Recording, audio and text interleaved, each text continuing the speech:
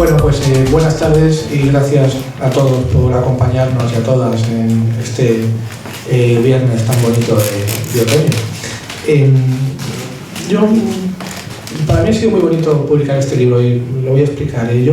Mi padre era un personaje peculiar con respecto a la poesía. Tenía un sentimiento como de atracción-repulsión. Yo le publiqué 3 libros, 2 de aforismos y 1 de poesía. Y además creo que era un buen poeta, pero le gustaba como estar muy al tanto, pero luego era incapaz de leer un poema. O quitando los que yo creo que leyó en su juventud, pues mucho Machado, que le encantaba, poco más. Era imposible, y un libro entero de poesía, quizá alguno mío, pero no lo leía. Pero sin embargo, le gustaba estar al tanto y compraba libros de poesía tanto contemporánea como clásica, y no pocos. Por eso digo lo de atracción-repulsión. Yo me beneficié de eso porque en mi casa había una gran lista de libros clásicos y contemporáneos. Por ejemplo, yo tengo en mi casa, que lo compró mi padre en el año 70, la antología de 9 novísimos, que eso es un libro que en primera edición lo tiene muy poca gente, ¿no? Y cosas de esas eran típicas de mi padre, ¿no?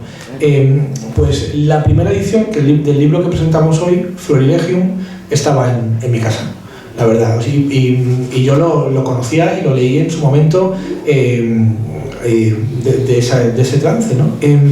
Y además estaba, pues, como todos esos libros de poesía que había ido comprando mi padre, perfecto, o sea, no lo había leído, pero vamos, ni empezado. Pero ahí estaba, ¿no? Entonces, la verdad es que no le pregunté nunca por qué hacía eso, porque tampoco, pero lo cierto es que ahí estaba. Por eso cuando Diego me habló del proyecto, me encantó. Yo además soy muy amigo y me gustan mucho las antologías. Creo que, bueno, todos sabemos el enorme peso, lo sabía mi padre, y quizá por eso lo compraba, el enorme peso que a lo largo de los años y del siglo XX han tenido las antologías, que de una forma u otra han construido la poesía que conocemos, ¿no?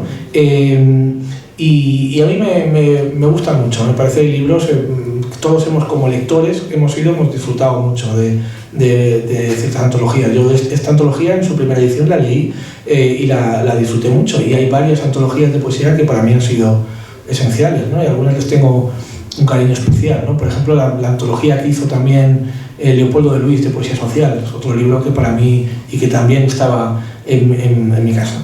Entonces me contó el proyecto, digo, me pareció fascinante, ¿no? Y desde el principio estuve muy dispuesto a hacerlo. Y después, cuando ya lo leí, cuando leí el trabajo estupendo que había hecho Elena de Jong, pues ya dije, este libro hay que publicarlo y disfrutarlo, ¿no? Y por eso estoy contento de estar hoy aquí. Creo que ha hecho un trabajo sobresaliente. No solo la actualización, no solo el estudio que hace mirando lo que se hizo en aquel año 80 y lo que se ha hecho ahora, sino también la entrevista con los autores, la actualización de las poéticas. Me parece una de esas antologías maravillosas. Así que yo estoy muy, muy contento de estar aquí y de darle el pistoletazo de salida. Creo que es un libro que va a moverse y va a conseguir que muchos lectores descubran a poetas contemporáneos. Eso es el fin de toda antología y para mí como editor es una maravilla, ¿no? Así que estoy muy contento del libro y de su historia y de su circunstancia. Pues no quiero hablar porque tenemos aquí a Diego Doncel, que es un poeta muy querido para Ediciones Vitruvio y que además es un conocedor perfecto y absoluto de la poesía española contemporánea y bueno, yo creo que nos va a poder hablar muy bien del libro, aparte de, como todos sabemos, un excelente poeta, ¿no? Así que es una suerte contar aquí con él. Ha venido desde su Cáceres natal, prácticamente lo hemos obligado a volver porque estaba como que yo le llamaba, ¿ya estás en Madrid? No, voy mañana, tal. Bueno, le llamaba, no, mañana no, que no, pero al final, pues al final ha cogido el coche y tendremos que tener cuidado que no se nos vaya de aquí a un rato, pero bueno, así que nada más.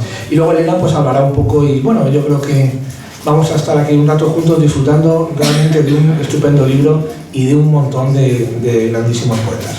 Así que nada más, muchas gracias y le paso la palabra a Diego Doncel.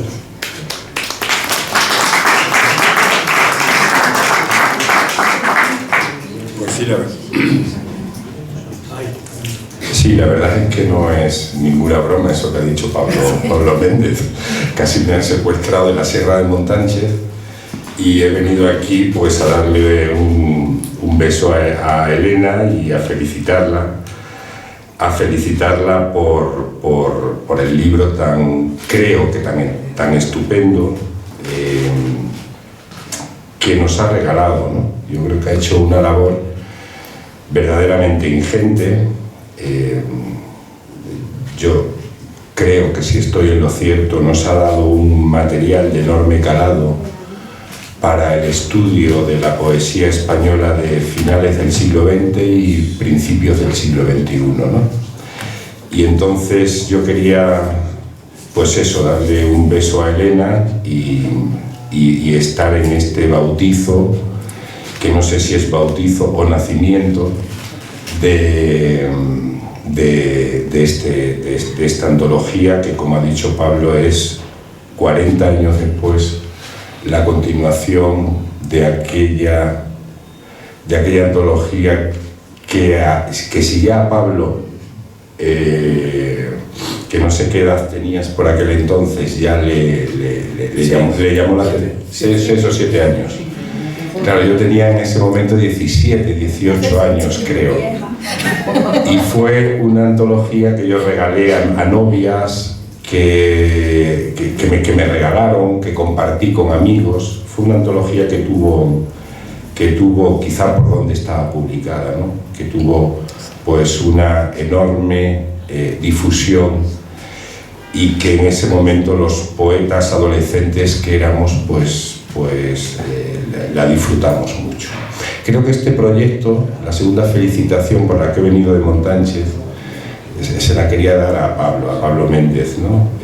Que es el dueño, como sabemos, y el director de Vitruvio. Primero por haber acogido esta antología en su catálogo, algo de esta envergadura, pero también por haber respetado, esto es muy importante, por haber respetado la idea que tenía Elena de lo que debía de ser esto. Quizá, o sea, si yo me pongo en el pellejo de Pablo, de cualquier editor hubiera tenido la tentación inmediata de haber corregido determinadas posiciones de Elena, ampliar poetas, no sé, en fin, se nos pueden ocurrir 50.000 tentaciones, y sin embargo Pablo, yo sé que él solo ha intervenido para cuestiones puramente técnicas, y que todo el peso de la antología lo ha tenido Elena como debe ser.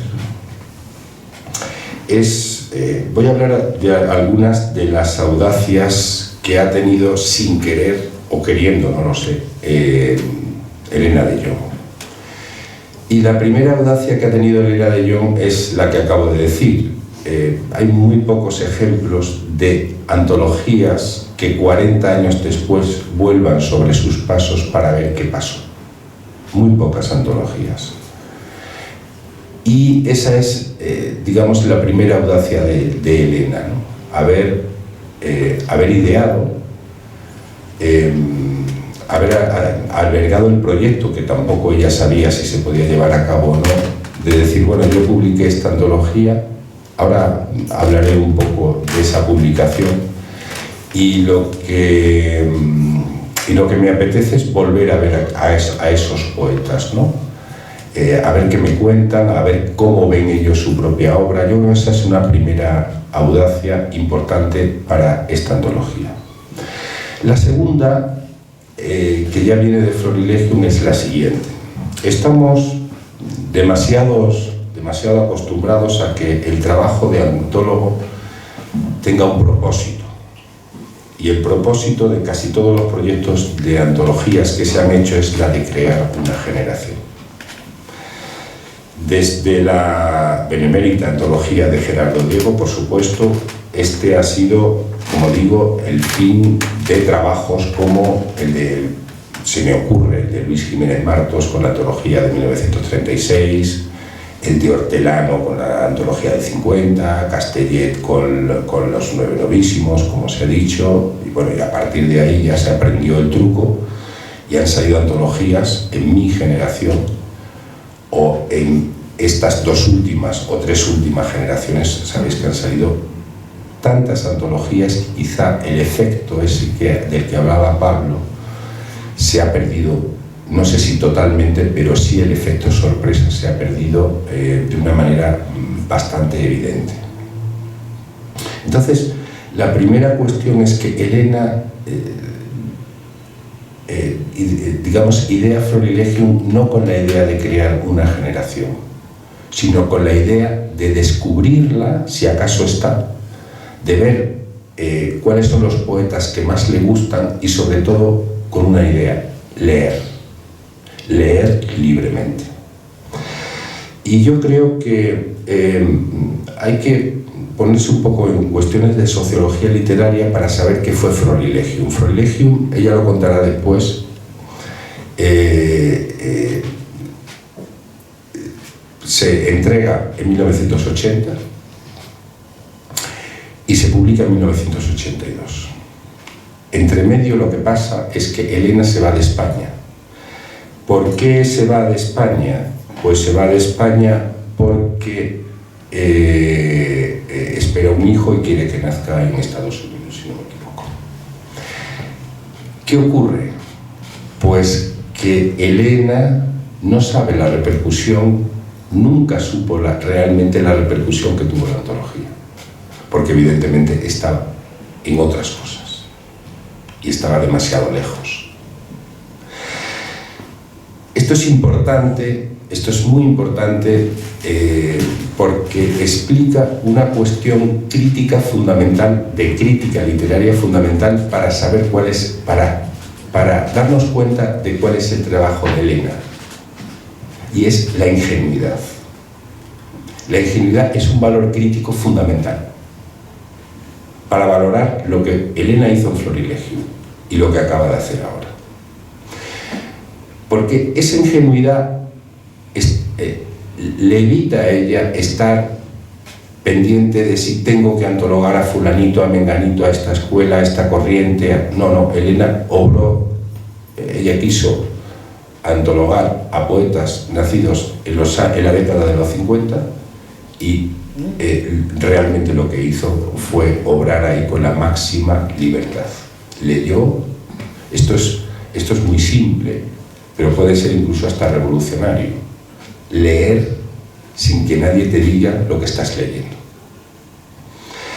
Elena había venido, como digo, como estudiante a Madrid. Ella me corregirá después si en algún dato de estos no es correcto, y había tomado relación con el grupo, con José Luis Cano y con el grupo de José Luis Cano, que en ese momento lo saben pues gente que está aquí, Luis Alberto, César, Javier, en fin, todo lo que estáis aquí. Creo que en ese momento tenían el poder que tenían, y sobre todo era ínsula, fundamentalmente ínsula, ¿no? Que, si no me equivoco, estaba en ese momento en Argüelles, en Altamirano o por ahí, ¿no? Si no me equivoco. Entonces, en Benito Gutiérrez. Pues Elena toma contacto con este grupo, que sabemos la importancia que tenía en la poesía española, y a partir de ese momento ellos se plantean o le plantean la siguiente pregunta: ¿qué está pasando dentro de los novísimos y qué está pasando más allá de los novísimos? Y entonces, no sé si Elena decide o lo deciden entre todos acotar. Bueno, si la generación de los novísimos fundamentalmente llega desde el... En fin, ya sabemos que hay poetas de los años 30, ¿no? Lo que llamaban los seniors, pero bueno, fundamentalmente eran poetas nacidos en los años 40 hasta muy principios de los años 50. Y este es el campo en el que va a trabajar Elena. Y ya digo, insisto en esta idea, un campo en el que fundamentalmente obraba con la ingenuidad, la gloriosa, la fantástica ingenuidad de una persona que no pertenece a la sociedad literaria española, que no estaba yo creo que más allá de lo que podía tener de información como estudiosa de la literatura, pero no pertenecía a capillas, ni a capillos, ni a nada de nada, y que ella simplemente se pone a leer a una serie de poetas, con los aciertos y errores que cada uno quiera poner ahí.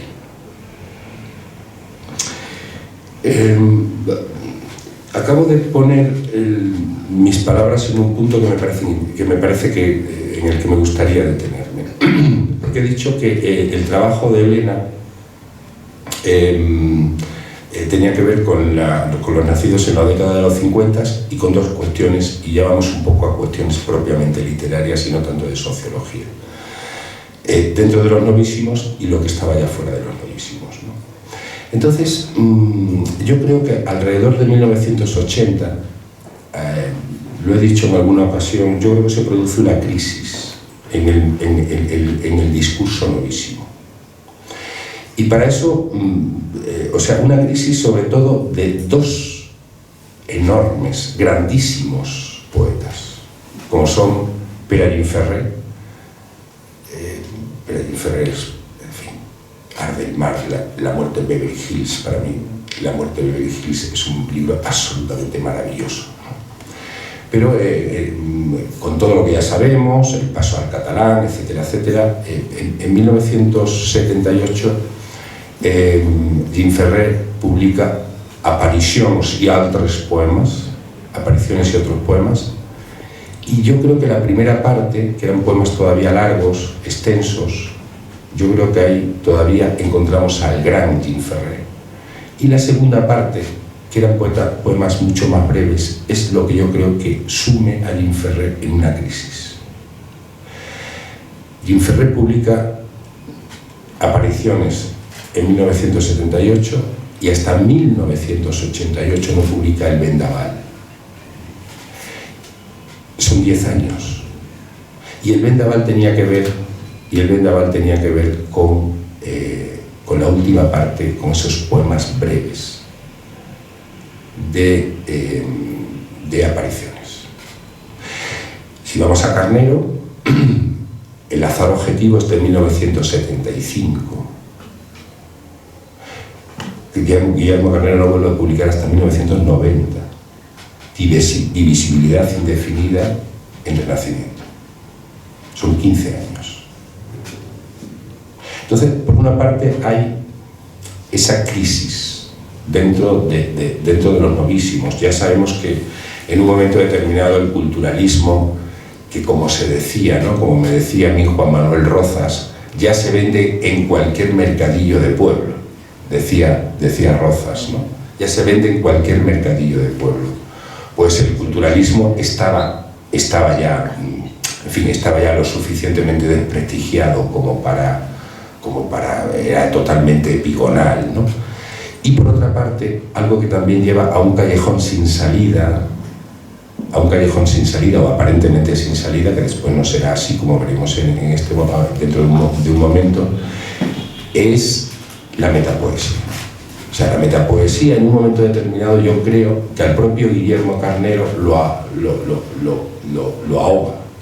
En un momento determinado lo ahoga. Y así, esa metapoesía, que es novísima, yo creo que era en un momento bastante esterilizante para el poeta, ¿no? Entonces hay esa crisis, ¿no?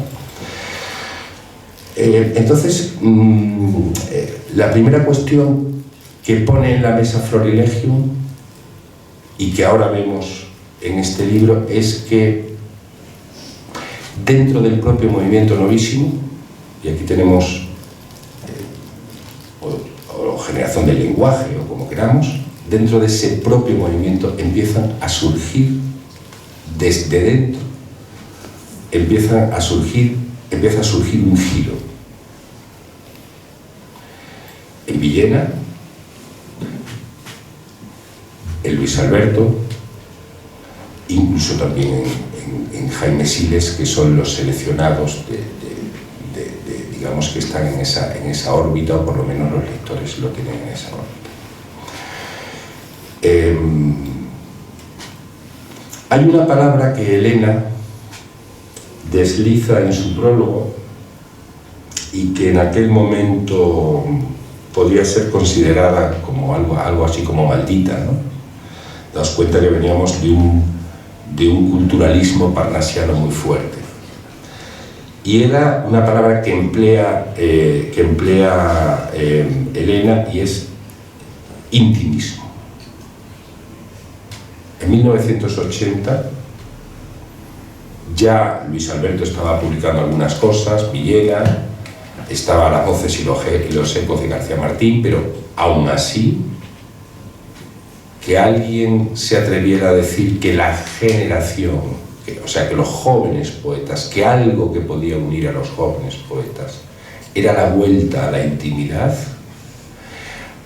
Decir, por ejemplo, que los nuevos poetas tenían algo así como un neorromanticismo, que había un corredor entre lo que era arte y lo que era vida,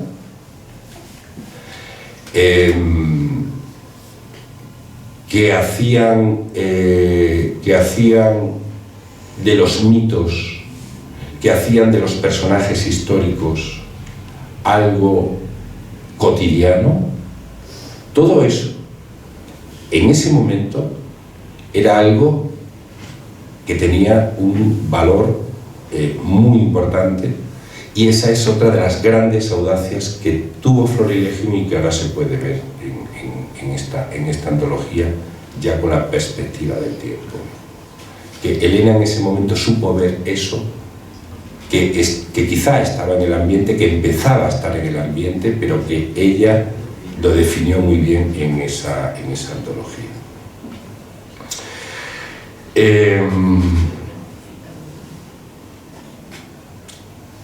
A ver, por ir de una manera mucho más sintética que la que tenía pensado. Yo creo que otra de las grandes cuestiones que plantea Florilegium y que se ve en este volumen con el paso del tiempo es algo que estamos apuntando aquí, pero que es todavía de un mayor calado, ¿no? Que tiene un mayor calado en la poesía de este tiempo. Yo creo que había una cuestión muy importante, y era la pluralidad. Elena, sin quererlo o queriendo, apuntó a algo que a mí me parece que define muy bien nuestro tiempo, ¿no? Es la pluralidad de voces. No tanto estéticas dominantes, sino la existencia de varias estéticas conviviendo al mismo tiempo. Y sobre todo una cuestión fundamental, la obra del poeta como el núcleo desde el que ver la poesía. La obra del poeta. Pero teniendo esto como un gran valor con el paso del tiempo y de Florilegium, hay algo que está, que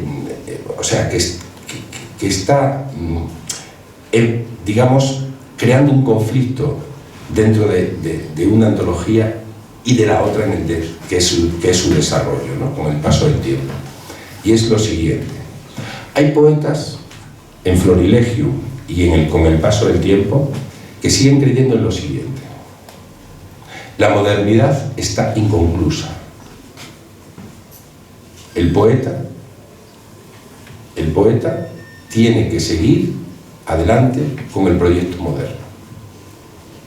Hay otros poetas que no piensan eso. Hay poetas que piensan que ese ciclo moderno ya ha terminado y que tenemos que ir a otro sitio. Que es sano, que es saludable ir a otro sitio. Y ese conflicto está ahí. Bueno, como hay varias personas, varios poetas ausentes en esta antología, ausentes en el sentido de que murieron, de que no pueden verla, ¿no? Vicente Sabido, creo, Vicente Presa, y este año Andrés Sánchez Robaina, pues quería citar a Andrés Sánchez Robaina en este grupo, ¿no? Porque es muy importante, por ejemplo, no solo todos los ensayos, sino también toda la reflexión que él hace en una revista como Sintaxis, el de la modernidad inconclusa. No, la modernidad no ha terminado, es como aquello que decía Habermas, ¿no? La ilustración no ha terminado. Pues la modernidad no ha terminado, tenemos que seguir en el camino de acabar esa modernidad. Bueno, Antonio Ramos Rosa, que sería también un poeta portugués que hablaría de esto, decía que la modernidad está inconclusa permanentemente, que ya es la leche, ¿no? Y ya digo, sin embargo, otros poetas, y lo vi muy bien Elena, tienen un sesgo más clásico, van a su biografía, sea ficticia o sea real, enlazan con la poesía dentro de Florilegio, y de que con el paso del tiempo enlazan con la poesía de los 50. Y sin embargo, la gran aportación de con el paso del tiempo, y ya voy terminando, es que se produce finalmente una hibridación. Yo he visto a mi generación, y lo que eran posiciones como muy antagónicas de principio, con el tiempo todo se ha ido acercando. Y eso es extraordinariamente saludable. A mí me ha parecido siempre algo extraordinariamente saludable. Entonces nos encontramos con que poetas que parten de un determinado tipo de poesía, pues lo que decíamos, ¿no? Pues a lo mejor más vanguardista o más experimental, como el propio Andrés Sánchez Robaina, como Julia Castillo, que también me parece una poeta interesante, como el propio Salvador, no sé, quiero decir, gente que han tenido mucha fuerza en un determinado tipo de poesía, bueno, pues de una o de otra manera, pues se han ido acercando a lo biográfico, se han ido acercando a cuestiones de intimidad, etcétera, etcétera. Ya digo, cada uno en su mundo y cada uno desde su esto. Y sin embargo, poetas más clásicos pues se han ido acercando a cuestiones que tengan más que ver pues con un discurso más no sé, si queréis, más experimental para ellos, etc. Con el paso del tiempo nos vamos a encontrar sobre todo a lo que decía, a poetas, y esto es muy importante, a poetas en su tiempo y a poetas ante su obra. Elena de Jong persigue aquí aproximarse a qué ha sido de estos poetas en estos 40 años, qué etapas han ido desarrollando, qué postura adoptan ante el hecho de escribir un poema. Es por eso un trabajo realmente valioso y viene a demostrar hasta qué punto y de forma muy personal todo, como decía ahora, se ha ido hibridando. Ya sí que termino para decir que en realidad hay una lección para nuestra crítica con el paso del tiempo. Hay una lección magnífica por parte de Elena, y es la del rigor, la del indudable trabajo de documentación, lo que hemos seguido bueno, las idas y venidas de Elena lo sabemos, pero sobre todo una cuestión importante, y es la confianza en algo muy simple, que se llama leer poesía. Gracias.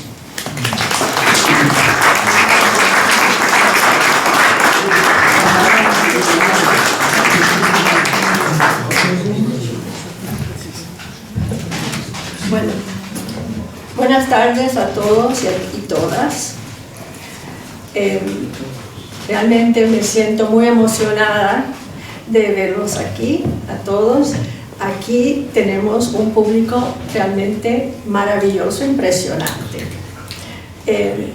Hay personas que han venido de muy lejos, entre ellos algunos de los antologados, José Lupiáñez y Salvador López Becerra, que han venido desde Andalucía para estar aquí esta noche con nosotros, esta tarde, noche en Hispanoamérica, tarde en España.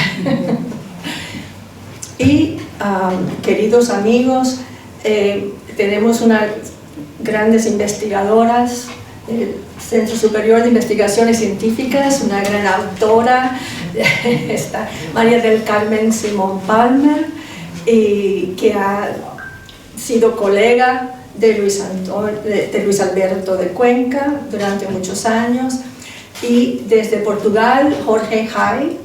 Desde Málaga, Luis Portero. Luis, te vi entrar. Luis es sobrino de Emilio Prados y es abogado en Málaga y amante de la poesía, que es algo que no siempre se encuentra en los abogados. Gracias por venir, Luis. Tenemos profesores y catedráticos de literatura. Aquí está Félix Pillet, profesor emérito y poeta. Jesús Barrajón, lo vi entrar, pero no he tenido la oportunidad de saludarlo. Y está María Asunción, que son profesores en Castilla-La Mancha, en la Universidad de Castilla-La Mancha. Y debo decir, y también tenemos a Javier Lostalé, gran poeta, y otras personas que me perdonan si no los menciono. César Antonio Molina está presente, y está aquí Juan Garzón, que está en la antología. Gracias por venir a acompañarme. Y Luis Alberto, sí, ya lo había mencionado. A Luis Alberto nunca se le puede olvidar. Entonces me han pedido que explique algo acerca de la experiencia mía con la primera antología y con esta segunda antología. Bueno, alguien que no se había fijado bien en mis canas me preguntó ¿por qué la titulaste Con el paso del tiempo?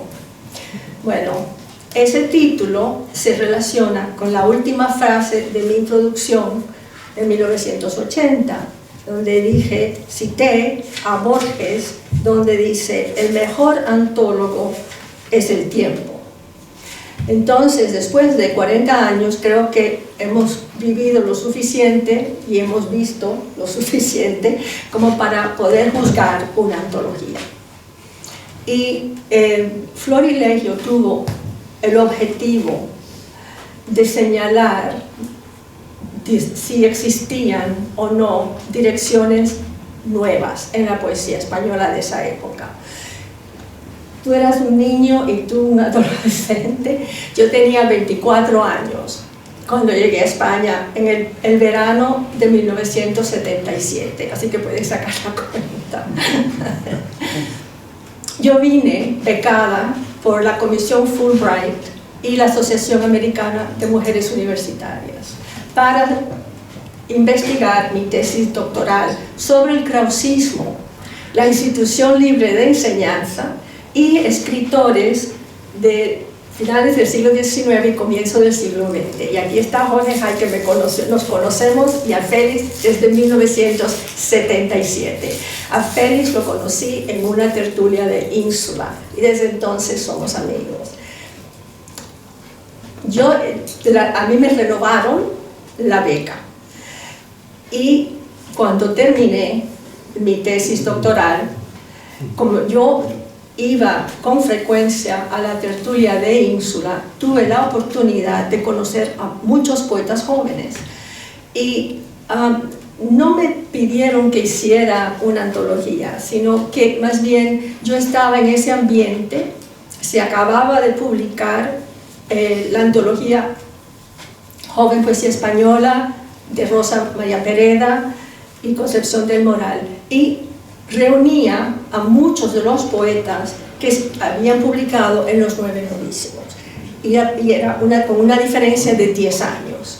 Entonces había poetas jóvenes que yo conocía que decían, estos son los nombres de siempre, pero eso no es lo que nosotros estamos escribiendo, ese no es el tipo de poesía que estamos haciendo. Entonces ahí yo me propuse, como si fuera casi una tesis, como otro proyecto de investigación, averiguar qué se estaba escribiendo, qué poesía se estaba escribiendo, si eso era cierto o no, y si había alguna promoción nueva. Entonces empecé a recopilar nombres. No teníamos internet, no teníamos celulares, no teníamos nada de eso, sino que a través de Ínsula conocí muchos poetas ya establecidos que formaban parte de jurados de poesía, leía las revistas literarias, entonces estaba la Nueva Estafeta, etc. Y así fui recopilando y envié cuestionarios a los distintos poetas por correo de antes. Y aproximadamente el 80% contestaron. Yo guardo esos documentos todavía. Y basado en eso, yo empecé a ver, bueno, es cierto. Y fui poco a poco determinando que sí, que estaban escribiendo, porque pedí que me enviaran poesía y además iba leyendo. Y me iban llegando manuscritos una vez que se enteraron que que una hispanista norteamericana estaba haciendo una tesis, una antología. Entonces, pues así fue, como con una máquina de escribir de las de antes. Y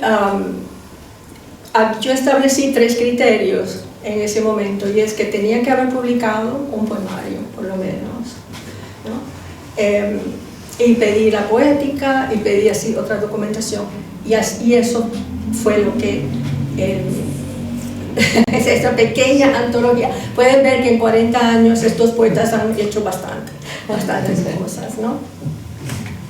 Entonces lo que descubrí fue eso que dijo Diego, ¿no? que se apartaban de la estética novísima, culturalista, y que fundían vida, cultura, el intimismo. Y un ejemplo, yo creo que el mejor ejemplo de eso fue la poesía de Luis Alberto. Él me trajo unos poemas inéditos en ese momento, Siles también me trajo poemas inéditos y que se publicaron aquí, que luego estos poemas de Luis Alberto formaron parte de la Caja de Plata que recibió el Premio Nacional de Poesía. De la crítica. Entonces ya se veía ese cambio, era muy evidente, porque, y en Villena igual, en Villena el culturalismo se convirtió de un culturalismo externo, de citar, a un culturalismo interno. Y él lo veía así, esas son sus frases. Entonces, bueno, me fui, entregué el manuscrito, tuve la enorme suerte de que Espasa Calpe, que no publicaba poesía de gente desconocida, como me dijeron, bueno, estos no son los de siempre y tal, dijeron, esto es una inversión cultural. Sabemos que no se va a vender mucho, pero es una inversión cultural para nosotros. Esas fueron palabras del director de Espasa Calpe en ese entonces. Y yo me fui, pensaba regresar, mi familia vivía en Estados Unidos, ¿no? Pensaba regresar, pero como la vida te lleva por caminos inesperados, muchas veces no fue posible. Así que para mí este momento es un momento muy especial, no solamente porque se trata de la poesía, de gente que admiro, sino porque desde el punto de vista personal, yo nunca vi Florilegio en las estanterías de la Casa del Libro en la Gran Vía. Yo nunca lo vi, nunca participé en ningún acto relacionado con la antología. Así que para mí estar aquí ahora es muy emocionante.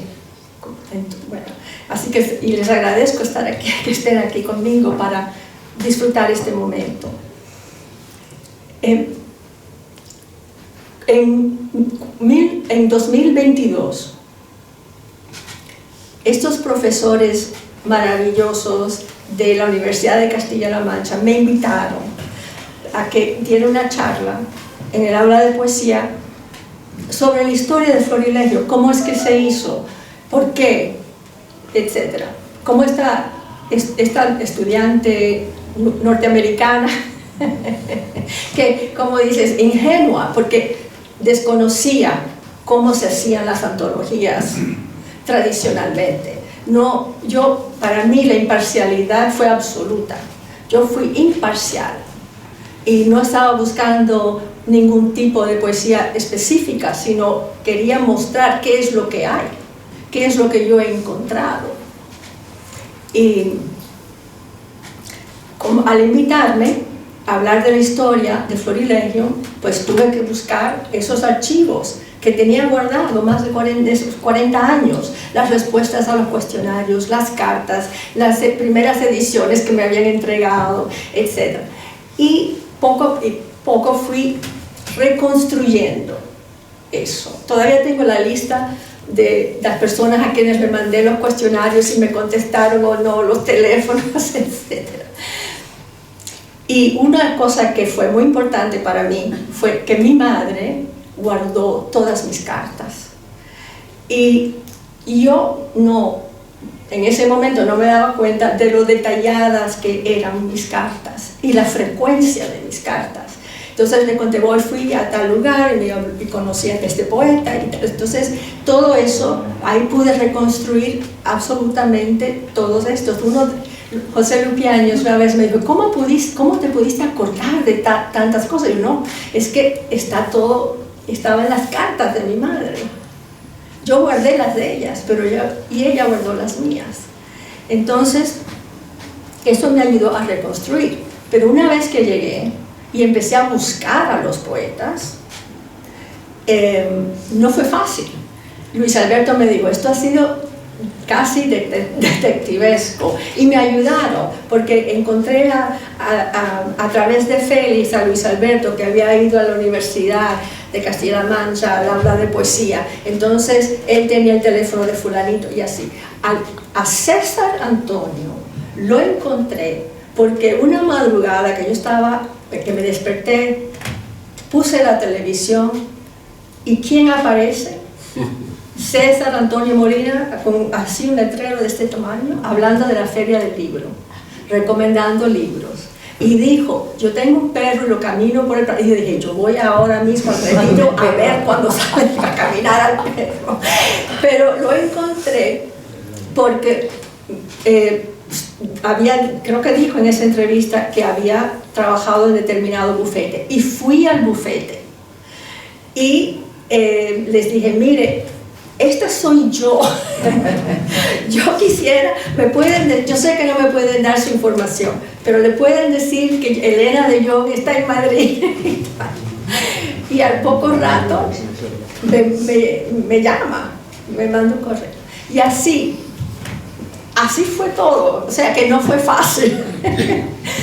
Entonces empecé entrevistando, grabando, pero muchos, se hizo muy difícil porque Sánchez Robaina estaba en Canarias, etcétera, ¿no? Entonces envié los cuestionarios, así que algunas de las entrevistas fueron entrevistas grabadas, y lo digo siempre, otras fueron respuestas por escrito, pero me mandaron unas respuestas que yo encontré tan interesantes, porque está reflejando la época que les ha tocado vivir y reflejan sobre su propia poesía.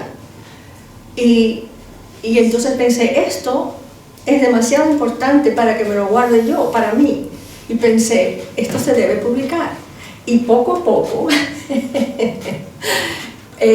se fue desarrollando el proyecto. Pero yo no me había planteado la idea de hacer una antología desde el primer momento. Yo estaba preparándome para dar una conferencia. Después Jaime Siles y Cheryl Vila me invitaron a dar otra conferencia en la Universidad de Valencia al año siguiente, así que tuve la oportunidad de ir entrevistando a todo el mundo. En 2023 viajé a Canarias con el propósito de poder entrevistar a Sánchez Robaina, que no me había enviado las respuestas al cuestionario, era el único que no me las había enviado. Y así que tuve ese privilegio de haberlo conocido. Y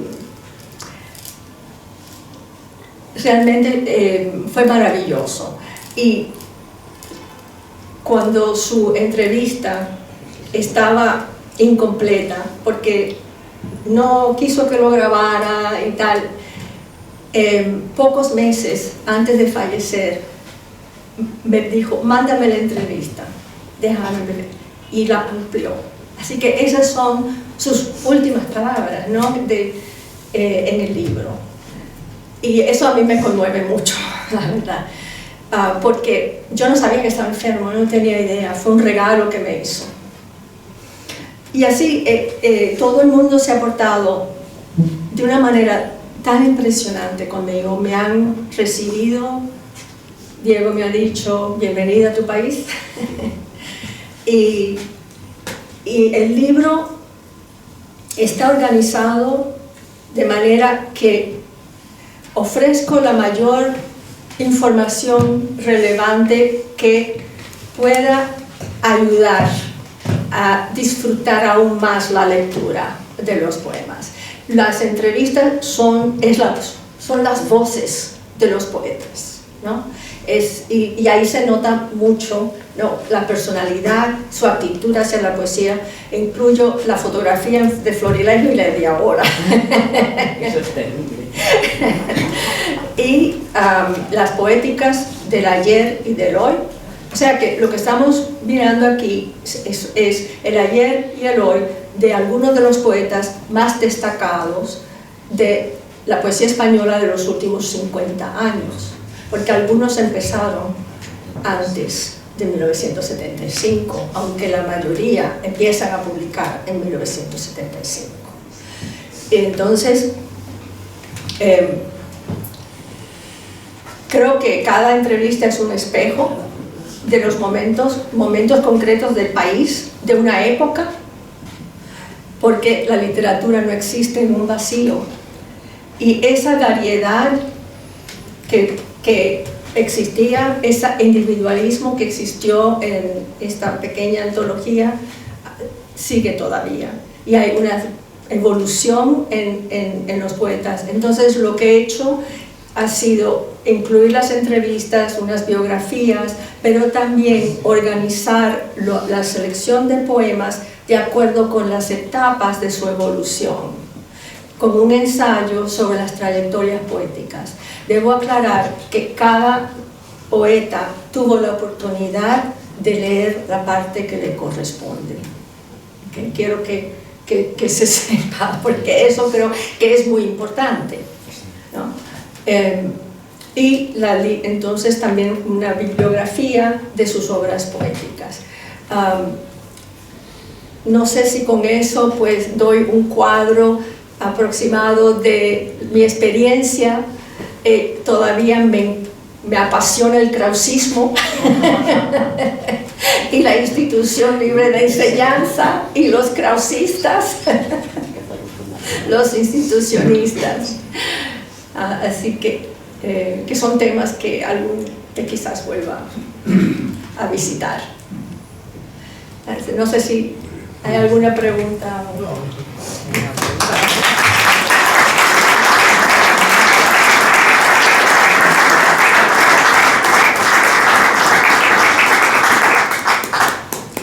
Luis Alberto. Además de felicitar a los tres personas que están en la mesa, muy especialmente a la autora de la antología, pero también al presentador y al editor, que han estado formidables los tres. Quiero decirte, Elena, que fue una satisfacción inmensa aparecer de repente de las brumas del pasado, que no te conocí nunca en el pasado. No. Y que, claro, recibí una carta o un email. Soy Elena de Jong, por ahí fue una cosa realmente tremenda. No son 40 años, son 45. Son 45, sí. Sí. Y luego hay una cosa también que quería reflejar, que es que cuando dices que fuiste al bufete donde trabajaba César Molina, es porque todavía no me habías encontrado a mí. Porque si me hubieras encontrado a mí, yo a César tengo sus teléfonos desde el año 55, pero como teníamos 2 años. Sí. Pero me alegro que hayas mencionado eso, porque yo no los conocía. No, tú no sabías yo dónde no empezar. conocía a los poetas cuando los seleccioné. Todavía no conozco a Gutiérrez. Todavía no lo conozco. A José Lupiáñez lo conocí cuando di la conferencia en Valencia, que viajó a Valencia. A Miguel Mas lo conocí a través de Jaime Siles en el 2022 y, porque se me olvidó decir una cosa. Cuando empecé a hacer la investigación en el 2022, supe que había existido, Bájamelo de culo. Sí, ¿tú quieres decirlo? No, dilo tú.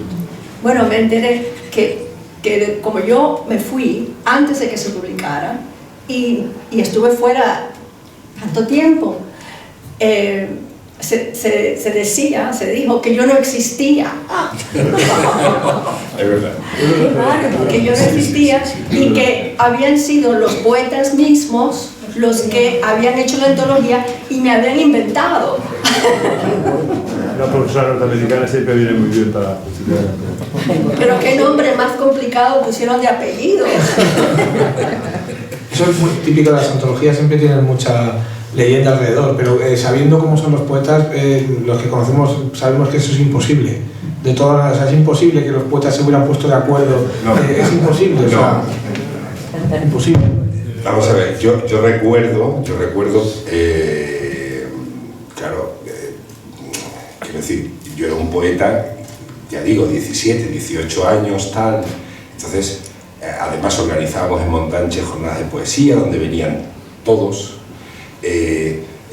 viajaba con frecuencia a Madrid desde Cáceres, amigos a los Nogales en Alcalá, en fin, mucho, ¿no? Y entonces yo estaba, quiero decir, yo me carteaba con Felipe Benítez. O sea, es que las cosas que se viven a esos años es así. Y yo conocía perfectamente a todo. Yo, vamos, a Salvador López Becerra, yo sabía lo que estaba haciendo, lo que dejaba de hacer. O sea, le contaba a Lupiáñez, ¿no? Yo recuerdo perfectamente cuando Lupiáñez publicó su premio Ciudad de Alcalá. Es que lo recuerdo perfectamente, Antonio Enrique, quiero decir, todo eso, ¿no? Todo. Y entonces, cuando sale Florilegio, yo estaba, no sé si estaba por Madrid y tal, esta antología y tal, no. O sea, la borraron. Esta antología, determinados poetas que yo sé quiénes me dijeron, se han creado una profesora norteamericana que se llama Elena de Jong y han hecho esta. Y yo le dije, Elena, y yo le dije, pero ¿y esta foto? La habrán cogido de cualquier sitio. Que dice Estudios Kaulak. Por cierto.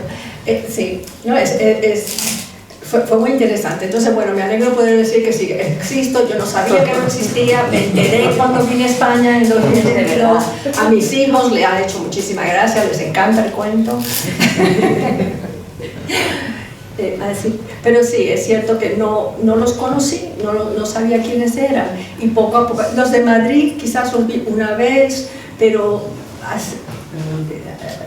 ni idea, no sabía quiénes eran. Y cuando fui a Valencia a dar la conferencia en la universidad, Jaime me puso en contacto, Jaime Siles, con Miguel Mas. Y quedamos en una cafetería y tal. Entonces yo lo veo entrar, lucía bastante parecido a la foto, pero lo veo así como cara de preocupado. Y entonces me acerco, le digo, yo soy Elena de Jong, y dice, ¡existes! O sea, que nosotros sí nos conocimos, ¿no? Ah, sí. Que te regalé Faetón, Sí. pollito de color, Sí. y además yo no sabía, nos fuimos a ver la película Saló. Esa que Bueno. es pornográfica. ¿Te acuerdas que No, salimos? de esa película no, pero sí me acuerdo de Faetón, porque Salvador vino a Madrid y me llamó y me dijo, estoy en Madrid, pero ya te había seleccionado, o sea, Sí, la sí, selección sí. está, estoy en Madrid y tengo algo para ti. Quedamos en el Café Gijón y tenía nosotros decimos un cartucho, una bolsita de papel, y de ahí saca un patito recién nacido, un patito, y lo pone encima de la mesa en el Café Gijón. Y entonces viene un camarero y dice, señores, tienen que irse porque la gente está muy nerviosa. Se están poniendo muy nerviosos. Entonces me fui, yo enseñaba inglés en el Instituto Internacional y tenía una reunión en casa de la directora del programa de inglés en ese momento. Entonces voy con el patito y voy a casa de ella. ¿Qué voy a hacer? No sabía, me pareció monísimo, lindísimo. Entonces yo no sabía que los patos, la primera cosa que se mueve, que ven, creen que es su madre. Entonces el pato me seguía por todas partes y tal. Jorge Jai, que está aquí presente, conoció a Faetón. El pato.